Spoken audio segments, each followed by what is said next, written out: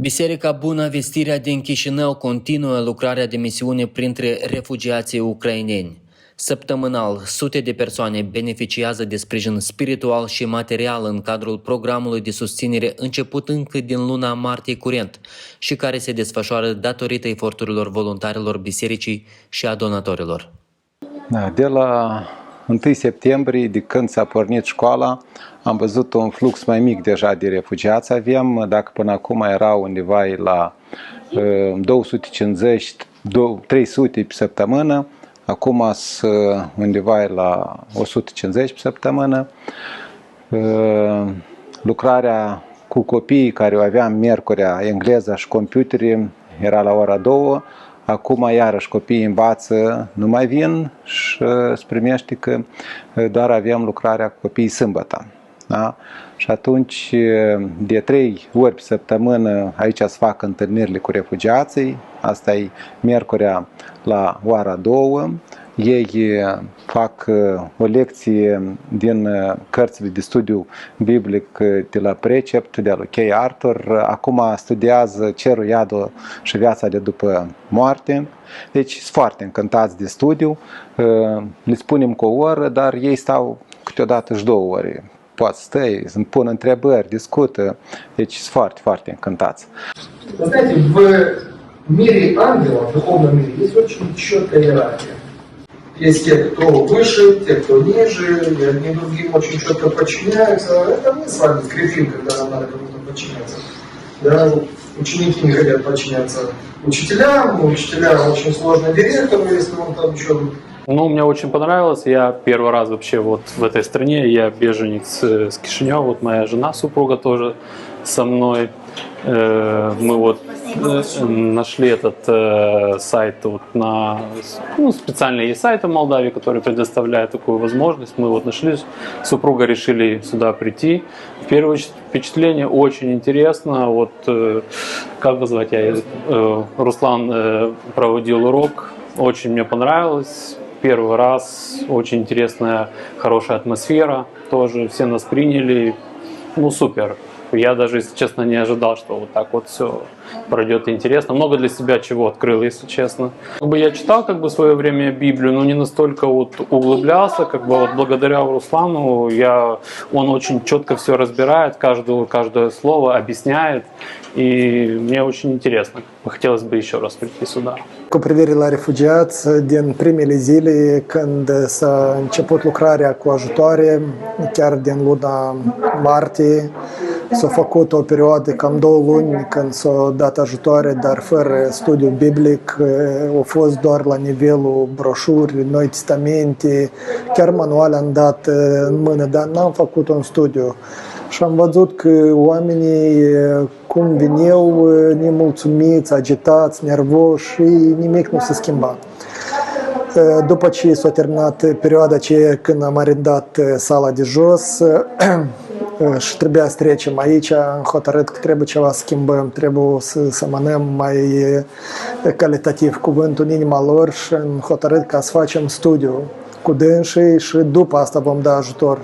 Dacă cinstit, mulți din noi n-a crezut că oamenii să accepte așa de bine cum s-a dovedit pe urmă, dar am crezut că mulți o să refuze, nu o să vrei să vină, nu o să vrei, dar din potrivă Dumnezeu a făcut după mine chiar o minune, pentru că începând din mai, noi am început să facem cu predarea cursurilor de studiu biblic de 40 de minute și am predat primul, a fost eliberarea de frică, după asta am făcut cum să faci o alegere și acum că facem cursul ăsta Cerul, Iadul și viața după moarte. Azi am făcut prima lecție și vreau să vă spun că oamenii tare au rămas provocați de întrebările care s-au ridicat în prima lecție. cu păcatul, de ce omul s-a făcut muritor, de ce fiecare trebuie să moară, de ce fiecare om e păcătos, de ce a trecut păcatul în fiecare și multe întrebări. A fost o lecție foarte așa interactivă, când oamenii puneau întrebări. Mulți s-au pocăit. Eu așa odată am stat să socot cam câți oameni s-au pocăit, cred că vreo 15 oameni deja s-au pocăit. Mulți s-au întors înapoi în Ucraina, pe unii am direcționat în alte biserici în Ucraina, o familie a ajuns la Belea Țercăv, la Sergiu Savranski acolo. Am primit deja vești de la dânsul și de la Sergiu că ei s-au încadrat în biserică, se pregătesc. Îi v-am благословение. Așa că mă bucur foarte mult de tot ce se întâmplă. Drept că eu într-o stare mare cu toată situația asta de război, dar mă bucur că situația asta, uite, a provocat o sete în inima oamenilor și oamenii, mulți dintre ei, chiar nu mai vin după ajutor, nu mai vezi trăind pachete pline. Eu, așa, ce e necesar pentru dâns și eu. Dar în rest oamenii vin pentru cuvânt.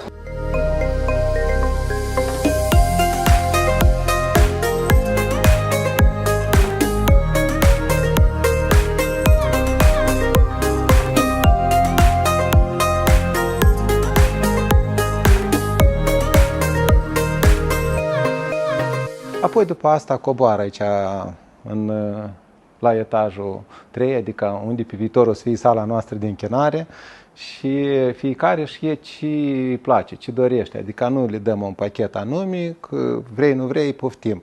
Că sunt și musulmani care vin, deci ei nu vor adică conserve din carne de porc, avem de vită sau pește, deci fiecare își aleg.